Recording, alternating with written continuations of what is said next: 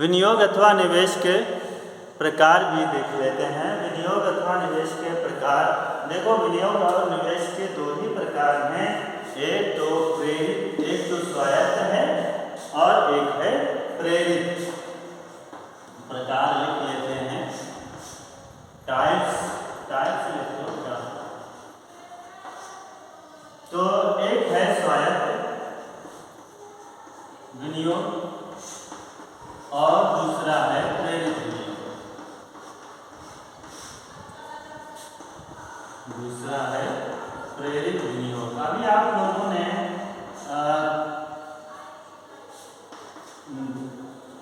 उपभोग भी ऐसे ही पढ़ा था, प्रेरित उपभोग और स्वायत्त उपभोग। स्वायत्त उपभोग का मतलब है कि व्यक्ति को उपभोग तो करना ही पड़ेगा, इनकम हो या ना हो।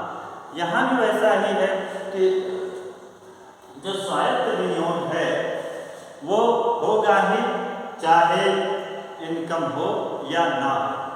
तो कुछ ऐसी चीज़ें होती हैं जो अपने आप करनी ही पड़ती हैं। तो अब पहले देख लेते हैं स्वायत्त विनियोग क्या है। स्वायत्त विनियोग का मतलब है अपने आप होने वाला विनियोग। अपने आप होने वाला विनियोग का कैसे है, जो आपने मतलब कि वो करना ही पड़ेगा आपको, चाहे कुछ और करो या ना करो। आपके पास इनकम आ रही है या नहीं आ रही है इससे कोई मतलब नहीं है, लेकिन आपको निवेश करना पड़ेगा ही। जैसे मान लीजिए आप एक फैक्ट्री लगाना चाहते हैं, तो उस फैक्ट्री के लिए आपको कम से कम, हम मान लेते हैं आटा उत्पादन के लिए, आटा उत्पादन के लिए मान लेते हैं कि हमें आटा मिल लगानी है। तो उस आटा मिल को लगाने के लिए हमें एक चक्की खरीदनी पड़ेगी, एक चक्की को खरीदनी पड़ेगी पक्का। अब इस चक्की का मतलब ये नहीं हुआ कि उत्पादन होगा, चक्की अकेले तो उत्पादन करेगी नहीं। तो ये क्या कहलाएगा, स्वायत्त निवेश कहलाएगा। अब यहाँ पे इनकम हमारी चाहे शून्य ही क्यों ना हो, लेकिन निवेश तो हमें करना पड़ेगा। तो ये स्वायत्त निवेश है। इसके अलावा और भी, जैसे सरकार है, सरकार कुएं खुदवाती है, सड़क बनवाती है, उस सड़क से या उस कुएं से सरकार को डायरेक्ट कोई फायदा तो नहीं मिलता है, उसको सरकार को उससे कोई डायरेक्ट लाभ नहीं मिलता है, लेकिन उसको वो करना पड़ेगा। क्यों? क्योंकि उसकी ये जिम्मेदारी है। तो ये स्वायत्त निवेश होता है। अब प्रेरित निवेश की, अच्छा स्वायत्त निवेश का जो ये मान लीजिए ये निवेश है और ये आपकी इनकम है, राष्ट्रीय आय है, ये वाई और ये एक्स। तो ये मूल बिंदु आपका 0। तो अगर स्वायत्त निवेश का मतलब है इनकम हो या ना हो इतना होगा, मतलब इसका आय से कोई लेना देना नहीं होता, आय से कोई भी लेना देना नहीं है। जैसे अभी मैंने एक चक्की का उदाहरण दिया कि जो चक्की लगा रहा है व्यक्ति, उसका मतलब ये नहीं हुआ कि उत्पादन होगा, उसका मतलब है कि आप स्टार्ट कर रहे हैं। तो जो स्टार्टिंग पॉइंट है वो आपका स्वायत्त निवेश है। या आप यूँ मान लीजिए कि आप प्रारंभ में जो उत्पादन कर रहे हैं, ऐसा ज़रूरी नहीं है कि आपको फ़ायदा मिलेगा ही। तो वो जो प्रारंभिक प्रोडक्शन है, आपके पास सब कुछ है, लेकिन आपको प्रोडक्शन करना पड़ेगा, क्योंकि आप ये सोच रहे हैं कि आगे हम इसको बढ़ाएंगे, और अगर आगे आप नहीं बढ़ा रहे हैं तो आप वहाँ बंद कर देंगे। ये आपकी जो लास्ट पॉइंट होगा, यानी आप इसमें यहाँ पे आप बंद कर देंगे फैक्ट्री। वो बाद की बातें हैं, वो माइक्रो का सब्जेक्ट है, लेकिन अभी जो ये हम बात कर रहे हैं कि ये स्वायत्त विनियोग, स्वायत्त निवेश, ऑटोनॉमस इन्वेस्टमेंट जो है वो उसका आय से कोई लेना देना नहीं होता है, यानी ये निवेश जो है आय का कोई फलन नहीं है। तो ये अगर और मान लीजिए उत्पाद और कुछ और भी हो सकता है, तो ये भी, यानी ये आय के बढ़ने से इसका कोई मतलब नहीं है। अगर आय बढ़ती तो ये बढ़ सकता था, लेकिन आय चाहे यहाँ पहुँच जाए, चाहे यहाँ, तो लेकिन निवेश हमारा उतना नहीं। निवेश अगर हमने 500 करोड़ का किया था तो निवेश 500 करोड़ का ही हो रहा है, उससे ज़्यादा का नहीं हो रहा है। तो ये हो गया हमारा ऑटोनॉमस इन्वेस्टमेंट। अब देख लेते हैं प्रेरित विनियोग। प्रेरित विनियोग क्या है? प्रेरित विनियोग का मतलब है जो पूरी तरह से आय पर डिपेंड करे, यानी आय में अगर वृद्धि होगी तो निवेश ज़्यादा करेंगे, आय में कमी होगी तो निवेश कम करेंगे। तो वैसा जैसे जैसे आप मान लीजिए कि जो लाभ के उद्देश्य से फैक्ट्रियाँ लगाई गई हैं, उनका सीधा सा मतलब यही है कि अगर लाभ बढ़ रहा है तो हम प्रोडक्शन करेंगे और लाभ नहीं बढ़ रहा है तो प्रोडक्शन नहीं करेंगे। अर्थात लाभ की प्रेरणा से जो निवेश किया जाता है वो प्रेरित निवेश कहलाता है। ये आई है और ये वाई है। तो ये अगर ये हमारी जो है ये इन्वेस्टमेंट रेखा है, ये जो इन्वेस्टमेंट रेखा है ये यहाँ से क्यों जा रही है? यहाँ से ये इसलिए जा रही है कि ये पूरी तरह से आय पर डिपेंड है।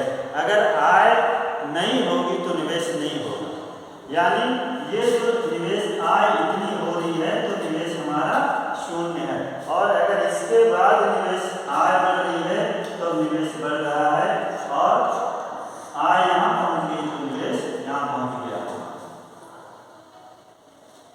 तो ये जो है पूरी तरह से आय पर डिपेंड होता है। जो स्वायत्त निवेश होता है, स्वायत्त निवेश आपका आय से कोई उसका मतलब नहीं होता, लेकिन प्रेरित निवेश जो होता है वो पूरी तरह से आय पर भी डिपेंड होता है। अब इसको समझ लीजिए यहाँ से, क्योंकि ये जो हमारी इनकम है, इनकम नहीं होगी अगर आप ये चाहें कि यहाँ पर प्रेरित निवेश हो तो संभव ही नहीं। क्यों?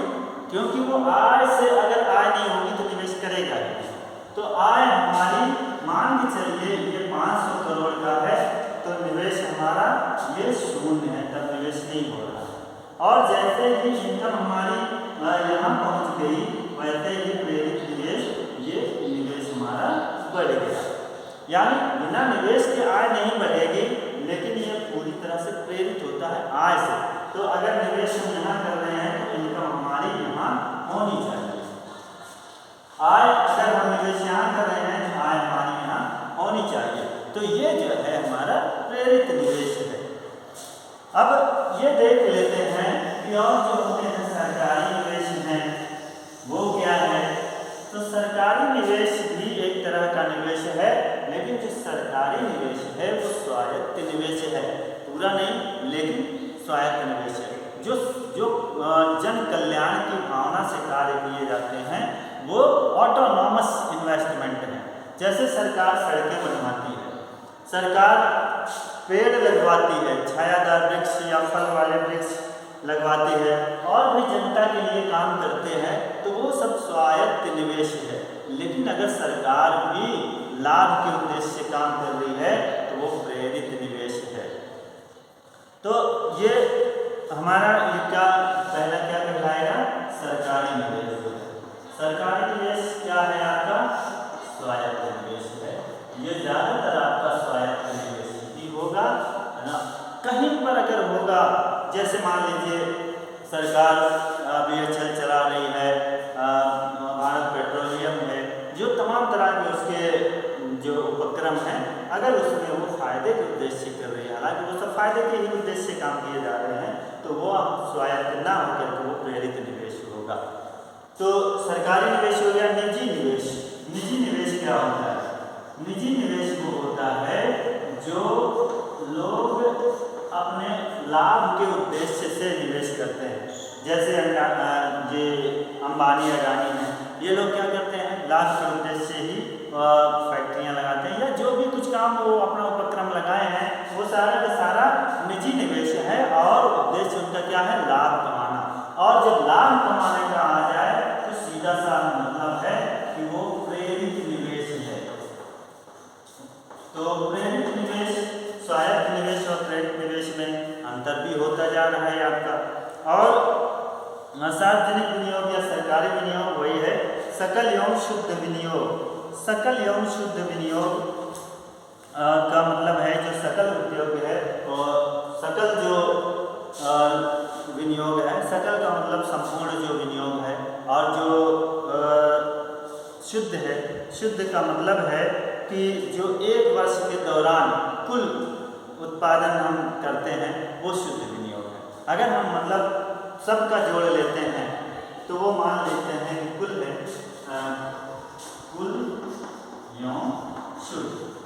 और अगर हम एक निश्चित समय का विनियोग निकाल लें तो वो हमारा शुद्ध विनियोग होता है। अब उस शुद्ध विनियोग में ये बिल्कुल नहीं होना चाहिए कि उस साल का जुड़ा है या उसमें कुछ और ह्रास भी जुड़ा है, वो सारा का सारा हमें घटाना पड़ेगा। शुद्ध के लिए आप जानते हैं जैसे राष्ट्रीय आय में शुद्ध राष्ट्रीय आय निकालते हैं, वैसा ही हमें पूरा ये ह्रास निकालना पड़ेगा। यानी उस विनियोग के लिए जो हमें और काम एक्स्ट्रा करने पड़े हैं वो सब निकाल देंगे तो हमें वो शुद्ध विनियोग मिल जाएगा। और सकल का मतलब है कि उसमें सब कुछ जुड़ा रहेगा, सब मिक्स रहेगा। ऐच्छिक और अनैच्छिक है। अच्छा, ये जो होता है वो क्या होता है, कुल एवं शुद्ध ये भी हमारा प्रेरित होता है। क्यों? क्योंकि ये स्वायत्त नहीं होता है, स्वायत्त नहीं हो सकता है, मतलब कोई अपनी स्वयं की प्रेरणा से काम नहीं करता है। अब सरकारी अब एक और है ऐच्छिक तथा अनैच्छिक। ऐच्छिक का मतलब है जो व्यक्ति अपने आप से करे, और अनैच्छिक का मतलब है जो जबरदस्ती करना पड़े। अनैच्छिक कभी कभी व्यक्ति को बिना इच्छा के भी करना पड़ता है। जैसे मान लीजिए एक कॉम्पिटिटर है, उस कॉम्पिटिटर के को और करने के चक्कर में व्यक्ति अपनी क्वालिटी को डाउन कर रहा है, तो उस क्वालिटी को डाउन करके इनकम बढ़ा रहा है। उस इनकम में वृद्धि के लिए उसको निवेश करना पड़ेगा। तो ऐसे में अगर कोई बात होती है तो वो अनैच्छिक निवेश होता है। और ऐच्छिक होता है कि लाभ की प्रेरणा से हर कोई ऐच्छिक ही करता है। तो ये क्या है, ऐच्छिक जो है वो क्या है, प्रेरित निवेश है। ऐच्छिक प्रेरित है और ये क्या है, स्वायत्त है, इसको करना पड़ रहा है। कोई इसको जरूरी नहीं करना, मतलब ये जरूरी है, लाभ के उद्देश्य से नहीं किया जा रहा है, ये करना पड़ रहा है। तो ये ऐसी अगर कोई बात है तो वो स्वायत्त निवेश है, स्वायत्त विनियोग है। तो इस तरह से हमने देख लिया कि निवेश क्या है, निवेश के प्रकार क्या है। तो निवेश के प्रकार में भी हमने देख लिया, जितने भी तरह के निवेश थे लगभग हमने सब पढ़ा दिया।